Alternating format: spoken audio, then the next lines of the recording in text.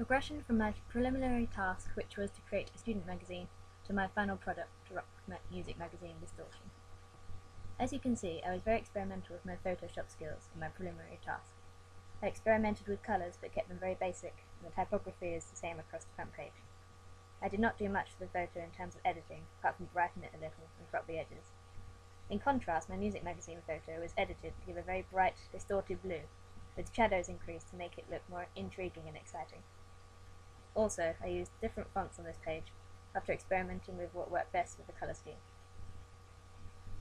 The graphography is a lot busier on my music magazine than on my student magazine, which I think fitted into my rock theme well, and I was able to include a smaller photo too. I also learnt about how layers work together, which enabled me to build more text and images onto my front page, which I hadn't been able to do before.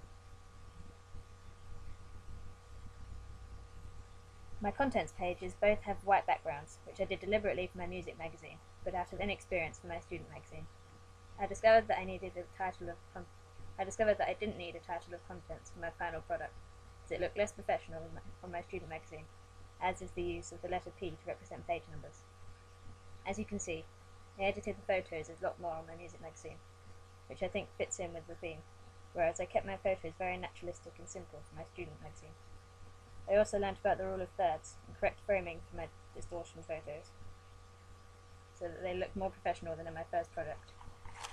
This, and my more expansive graphography on my music magazine, shows how I learnt from my first product and used my new skills to better effect in my final product.